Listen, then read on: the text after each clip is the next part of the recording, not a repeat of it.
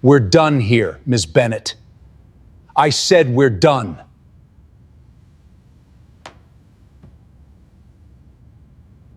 Please escort Ms. Bennett out. That's fine.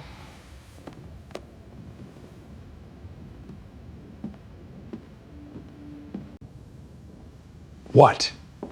There's something you should know. Then say it. I'm pulling my $900 million. You're pulling what? My $900 million. You can't be serious. You think you can threaten me with a number? Tell him. Tell me what? The CFO opened the investment agreement. His expression changed. He scrolled through the document again. Then his face became pale. Because the billionaire sitting at the head of that table had just made a mistake that could cost him far more than money. That clause. Yes. You knew about this? I wrote it into the agreement. You came here knowing you could do this? I came here to give you a chance. A chance to do what? To fix this before I had to act. You don't control this company. No. How much time do we have? If she invokes the provision, the process begins immediately. Why didn't you do it already? Because the $900 million was never the reason I came here. Because I found out where the money was going. 3 years earlier, Richard Caldwell believed Maya Bennett needed his company. By the end of this meeting, he would discover something far more dangerous. She didn't need him at all. And the reason Maya Bennett had come to that meeting in the first place was something nobody in that room knew. Before we dive deeper, let us know in the comments where you're watching from. We'd love to hear from you. And don't forget to hit that subscribe button so you never miss any of our upcoming videos. The obvious question was simple. Why would someone walk away from $900 million? But that wasn't the real mystery. The real mystery was why Richard Caldwell had become so desperate to get Maya Bennett out of that room. Maya wasn't an ordinary investor. She was successful, private, and highly respected in investment circles. She rarely appeared on television. She didn't chase attention. She didn't need publicity to establish credibility. Her reputation came from something much quieter. Results. Richard Caldwell was different. He was the billionaire founder and CEO of Westbridge, a man who had transformed a small manufacturing operation into a national corporation. He was charismatic in public, confident in private, and accustomed to getting his way. 3 years earlier, Maya Bennett had invested $900 million into Westbridge. Caldwell had considered the investment a victory. He believed he had gained another wealthy investor who would sit quietly while he built the next stage of his empire. But Caldwell had misunderstood Maya. She wasn't buying into him. She was buying leverage. And 3 years later, that distinction was about to become painfully clear. Because Maya had discovered something inside Westbridge that raised 3 questions. Why had Caldwell wanted her out of the meeting? Why was her $900 million so important to Westbridge? And why had Maya initially intended to stay quiet? The answers would eventually lead through company records, financial transfers, internal communications, and a decision Caldwell had made months before Maya ever entered that boardroom. Long before Maya Bennett became an investor, she learned that money wasn't really about luxury. It was about choices. She grew up in a modest American family where every major expense had to be considered carefully. Her father worked long hours. Her mother managed the household finances with the kind of discipline that came from knowing exactly how quickly a comfortable month could become a difficult one. Then her father lost his job. The company called it a restructuring. Executives described it as a necessary business decision. For Maya's family, those words meant uncertainty. Bills still arrived. Food still had to be bought. And nobody at the company making the decision had to live with the consequences. Maya never forgot that. Years later, she would summarize the lesson differently. Numbers don't feel anything. People do. That belief shaped the way she approached business. Maya excelled academically and eventually entered finance. She worked her way through increasingly demanding positions and learned how corporations raised capital, how investors evaluated risk, and how seemingly insignificant clauses in financial agreements could become enormously important years later. She also learned something else. People underestimated her. Sometimes before she had even spoken, she noticed how quickly assumptions could form around a person. So Maya stopped trying to convince everyone she belonged in the room. Instead, she became better prepared than anyone else in it. She studied documents others ignored. She remembered numbers others forgot. And she learned that the strongest position in a negotiation wasn't always having the loudest voice. Sometimes it was simply having information nobody else had. By the time Maya Bennett became a major investor, she had developed a philosophy that would eventually define her relationship with Richard Caldwell. She didn't invest because she admired powerful people. She invested because she understood businesses. And she never wanted her money to become more important than the people affected by how that money was used. Maya wasn't interested in proving the people who underestimated her wrong. She was interested in becoming impossible to ignore. And eventually, Richard Caldwell would give her a reason to do exactly that. Richard Caldwell had built Westbridge differently. He believed in speed, aggressive expansion, large decisions, bigger opportunities. The company had begun as a relatively small manufacturing operation before Caldwell transformed it into a national corporation. Factories expanded, contracts multiplied, revenue climbed. Caldwell became the face of Westbridge. Employees admired his confidence. Investors admired his ambition. The media admired the story. A businessman who had built an industrial empire and was now preparing to take it even further. But success had changed Caldwell. The larger Westbridge became, the more aggressively he wanted to expand. He envisioned a massive new industrial and development project that could generate billions. There was only one problem. Projects that large required enormous capital. Banks were becoming cautious. Existing investors had limits. And Westbridge needed someone willing to commit serious money. That was when Maya Bennett entered Caldwell's world. 3 years earlier, Westbridge needed capital badly. The company had ambitious expansion plans, but financing was becoming difficult. Several investors backed away. Banks demanded stricter terms. Then Maya's investment firm appeared. The number on the proposal was almost impossible to ignore. $900 million. Caldwell was thrilled. The investment gave Westbridge the capital it needed to move forward. To Caldwell, the deal represented confidence. Maya had looked at Westbridge and decided it was worth backing. But Maya had negotiated protections into the agreement. One provision was particularly important. If Westbridge materially changed the purpose of the investment without the required investor approval, Maya could initiate a withdrawal under specific contractual conditions. Caldwell's lawyers reviewed the clause. Caldwell signed. At the time, he considered it routine. He believed Maya would remain invested for years. He believed Westbridge would continue growing. And he believed the clause would never matter. That assumption would become one of the most expensive mistakes of his career. Because Caldwell remembered the $900 million. KO. He didn't remember the sentence that came with it. 3 years later, Maya sat inside the Westbridge boardroom. The meeting had started as a discussion about restructuring. Several older American facilities were facing closure. Thousands of employees could be affected. Executives described the proposal as efficiency. Maya asked for the numbers. Caldwell gave her an explanation. She asked another question. Then another. Caldwell became impatient. Maya wanted to know why certain facilities were being labeled unprofitable when the financial records appeared more complicated. She wanted to know where the restructuring capital would go. And then she saw something that changed the entire meeting. Hundreds of millions were being redirected toward a new development project connected to Caldwell's private interests. The restructuring wasn't simply about saving money. At least, Maya didn't believe it was. She looked at Caldwell. This isn't simply restructuring. The room became quiet. Caldwell told her she was overcomplicating a straightforward business decision. Maya didn't argue. She simply asked for the supporting documents. Caldwell refused. That refusal made Maya more suspicious. Because if the numbers supported his argument, why was he so reluctant to show them? Eventually, Caldwell leaned forward. You invested money, he told Maya. You didn't buy the right to run this company. Maya remained calm. I never said I wanted to run it. Then stop acting like you do. Maya looked around the table. Something had become obvious. Caldwell repeatedly interrupted her while allowing other executives to finish. He demanded answers from her while giving others time to explain themselves. Later, one executive would admit something important. He never spoke to the other investors that way. Maya wasn't interested in winning an argument.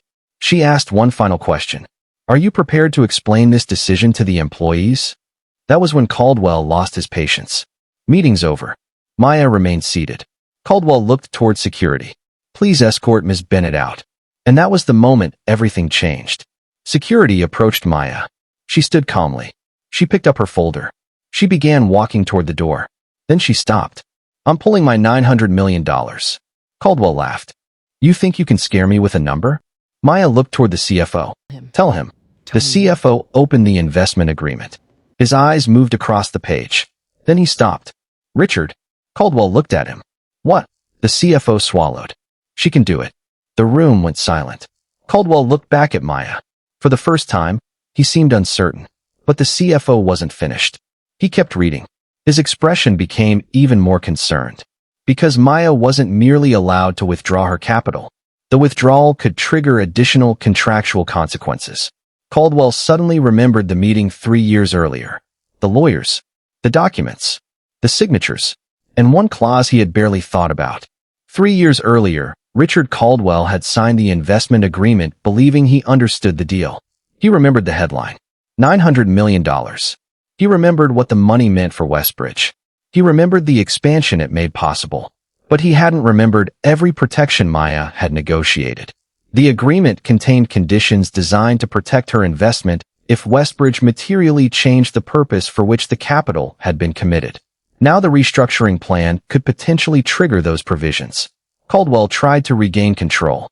Even if you withdraw, you can't take $900 million overnight. Maya smiled. I know. Caldwell relaxed slightly. Perhaps he thought he had found an opening. Then Maya looked directly at him. That's why I didn't come here for the money. Caldwell's expression changed. Because if Maya wasn't there to immediately recover her investment, then what had brought her into that room? The answer was buried inside Westbridge's financial records. And Maya had been following the trail for weeks. Maya explained that her analysts had discovered inconsistencies in Westbridge's financial records. At first, the discrepancies looked minor. Numbers had moved between divisions. Some losses appeared inside subsidiaries. Certain expenses had been classified differently in different reports. None of those things automatically proved wrongdoing. But Maya wasn't looking at one document. She was comparing years of information. And the pattern was becoming harder to explain. Money was moving between divisions. Then through subsidiaries. Then into entities outside Westbridge's primary operations. The restructuring plan suddenly looked different. It appeared that certain losses were being moved away from the areas where investors expected to see them. Maya wasn't accusing Caldwell of stealing money. She was asking a more basic question. Why were the numbers moving? The CFO looked uncomfortable. Maya asked him whether he had seen the projections. He hesitated. Caldwell interrupted. But Maya had already noticed the hesitation.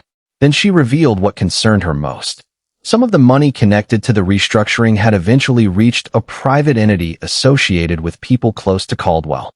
The $900 million was no longer the central mystery. The real mystery was much bigger. Where did the money go?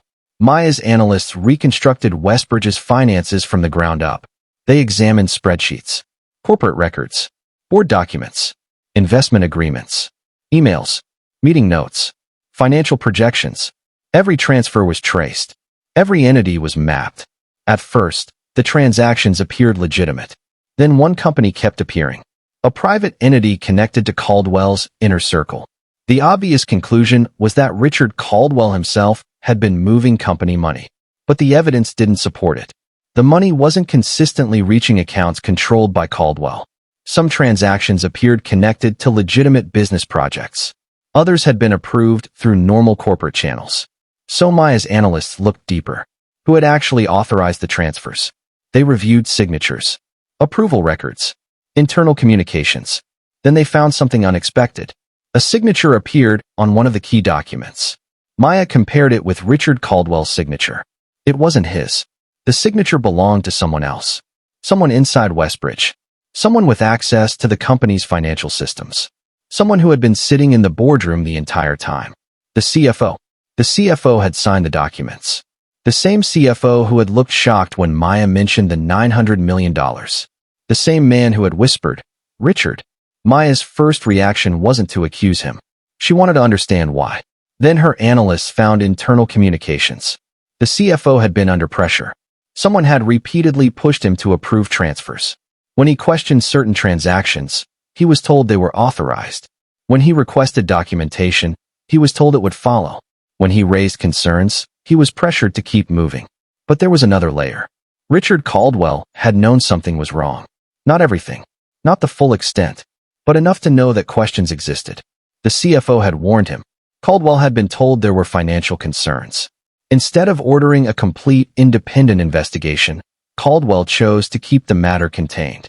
That didn't make him the mastermind, but it didn't make him innocent either. Because when Maya Bennett walked into the boardroom asking questions, Caldwell had a choice. He could have listened. He could have ordered an investigation. He could have opened the records. Instead, he ordered security. That decision changed everything. Maya realized that Richard Caldwell wasn't simply the villain in the story. He had also been manipulated by the culture surrounding him. But he had still made a decision. He had chosen silence over transparency. And when Maya threatened that silence, he tried to remove her. That was why the $900 million mattered. Not because Maya wanted to destroy Westbridge, because she had enough leverage to force the company to confront what was happening inside it. When the board reconvened, Maya Bennett walked into the room first.